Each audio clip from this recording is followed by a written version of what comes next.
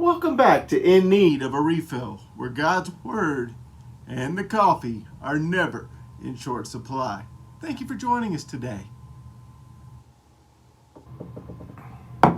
Don't forget to like and subscribe so that you don't miss anything that's coming up on In Need of a Refill. If you have a comment or a question or a passage you'd like me to look at, leave it in the section below. We'll get to it just as fast as we can. Mankind was in a mess.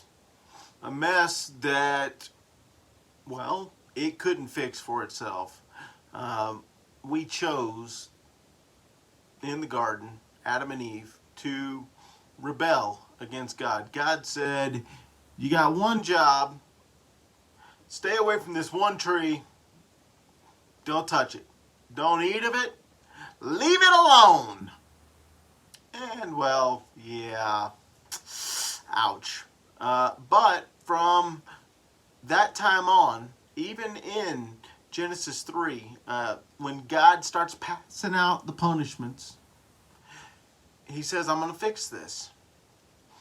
And throughout the Old Testament, we get passage after passage giving clues, giving hints to the one that was coming, to the coming Messiah, the one who is going to deliver the people ultimately from sin and restore the relationship that Adam and Eve forfeited with God. Today, what we're going to do is take a look at one of the more, I'm going to call it famous chapters in the Bible. We're going to look at Isaiah 53 today and see a little bit about what the coming Messiah was going to go through. But before we get to that, this actually begins in Isaiah 52, 13 through 15. Let's go ahead and read that together. Behold, my servant will prosper. He will be high and lifted up and greatly exalted, just as many were astonished at you, my people. So his appearance was marred more than any man, and his form more than the sons of men. Thus he will sprinkle many nations. Kings will shut their mouths on account of him. For what had not been told them they will see, and what they had not heard they will understand.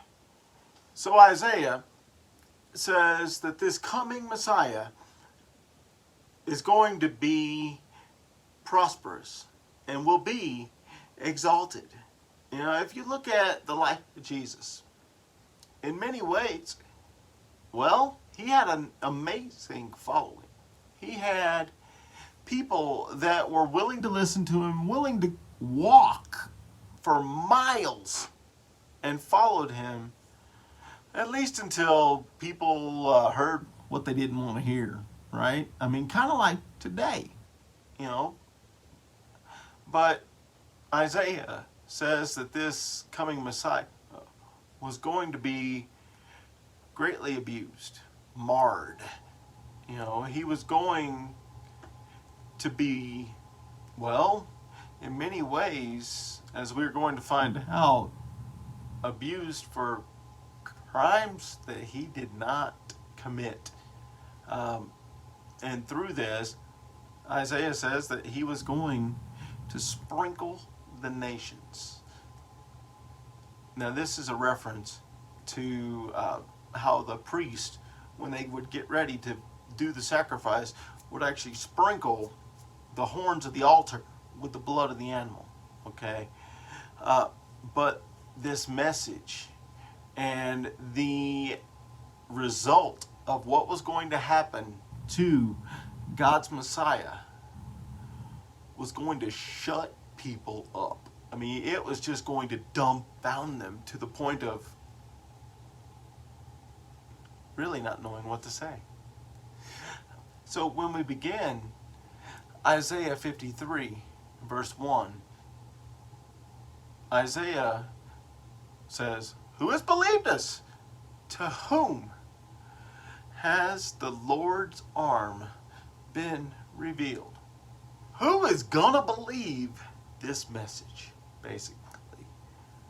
So let's go ahead and take a look at the message that Yahweh gives through this prophet. We're going to consider first verses 2 through 4 in Isaiah 53.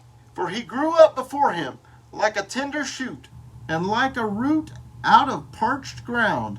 He has no stately form or majesty, that we should look upon him, nor appearance, that we should be attracted to him. He was despised and forsaken of men, a man of sorrows and acquainted with grief. And like one from whom men hide their face, he was despised, and we did not esteem him. Surely our griefs he himself bore, and our sorrows he carried. Yet we ourselves esteemed him stricken, smitten of God, and afflicted. This coming one, this exalted servant, this Messiah, who you and I know as Jesus. By the way, that was 700 plus years before Jesus comes to this earth. But this exalted servant grew up like everybody else. He was a commoner, not really noteworthy. He's not going to walk the red carpet at Hollywood or anything like that. There's nothing that would just say, ooh, I want him. Okay, there was nothing that was going to be physically, magnetizing, let's say, about him. When we consider Jesus, the Pharisees, they hated him. They feared him. After the resurrection of Lazarus in John 11, it's mentioned that they were going to hand him over, not because he did anything wrong, but because they were jealous of him. The apostles, they forsook him. The Romans, they beat him unmercifully. The witnesses at the crucifixion, even the ones on his left and on his right, mocked him. Now, one of the criminals that was crucified with him did turn around and say, wait a minute, we are here because we deserve it. He is not. He did not deserve it. Even Jesus felt forsaken by God. My God, why have you forsaken me? Jesus was overlooked. He was despised. Let's go ahead and keep reading. Isaiah 53, 5 through 9. But he was pierced through for our transgressions. He was crushed for our iniquities. The chastening for our well-being fell upon him. And by his scourging we are healed. All of us, like sheep, have gone astray. Each of us has turned to his own way. But the Lord has caused the iniquity of us all to fall on him. He was oppressed and he was afflicted, yet he did not open his mouth. Like a lamb that was led to the slaughter, and like a sheep that is silent before its shearers, so he did not open his mouth. By oppression and judgment he was taken away. And as for his generation, who considered that he was cut off out of the land of the living, for the transgression of my people, to whom the stroke was due. His grave was assigned with the wicked men, yet he was with a rich man in his death, because he had done no violence, nor was there any deceit in his mouth. In Psalm 22, David records this picture of crucifixion. Now, you might be thinking, okay, he just kind of gives a picture of the way of execution. No, he doesn't.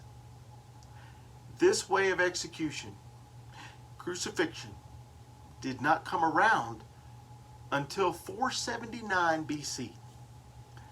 Until then, impaling was known. Yeah, I mean, they'd stick you on a pole, which is a bad enough way to die. No, thank you. But crucifixion, like David records for us, like David details for us, was known for another 500 years almost. Maybe a little more. You see, the Greeks, the Athenians to be exact, were recorded as performing the first crucifixion in history by Herodotus in his histories. Okay, now the Romans perfected it. I mean, they were really, really good at it. But here's the deal. Jesus paid the penalty for our sheep-like wandering. Squirrel! That's what it was like. He didn't deserve that death. You did. I did. Mankind did. We deserve to die for our sins. We committed them. We are guilty. He has made us innocent in his blood. He did not deserve to die. Notice what Isaiah says, though. This person didn't even argue, didn't seek to defend himself. Jesus just went to the cross. He didn't fight back. He just went. Now, did he want to go? No, absolutely not. If you look at the prayer in the garden, basically the prayer is summed up with, please don't make me do this. If there's another way, please don't make me do this. Let's go with the other way. But he does say, not my will, but yours be done. In other words, if there is no other way, if this is how you want me to do this, I will do this. Jesus was killed without anyone even being able to carry on his name. You know, carrying on a last name, a family name, is still extremely important. So much so that in some cultures around this world, people will actually put to death girls so that they have a chance to, well, have a male child instead, because they can only have a certain number. As tragic as that is, and it truly is tragic, they want their bloodline to continue. This burial was a really unique burial in many ways because, well, crucifixion victims, they were a dime a dozen in many ways. They were worthless in many ways. They were criminals often. They were mistreated in the means of execution, and often mistreated in disposal, let's say, because what they would do is often, take them down from the cross and toss them in a mass grave, unmarked. Much like the killing fields in Cambodia under Pol Pot. Jesus did not receive that kind of burial. Joseph of Arimathea allowed Jesus' body to be placed in his tomb. Jesus was not deserving in death, and he was honored in his burial. Let's go ahead and finish this chapter in Isaiah, verses 10 through 12. But the Lord was pleased to crush him, putting him to grief. If he would render himself as a guilt offering, he will see his offspring. He will prolong his days, and the good pleasure of the Lord will prosper in his hand. As a result of the anguish of his soul, he will see it and be satisfied. By his knowledge, the righteous one, my servant, will justify the many, as he will bear their iniquities.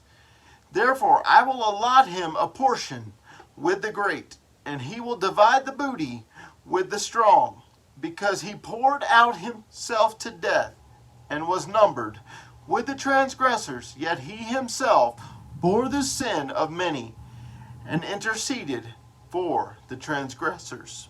You see, here's the deal. God planned Jesus' execution.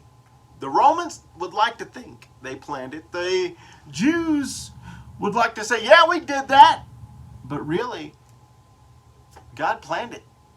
He planned to crush Jesus for you, for me, for the guy next door. You see, through Jesus' sacrifice, God was offering a sin offering, a guilt offering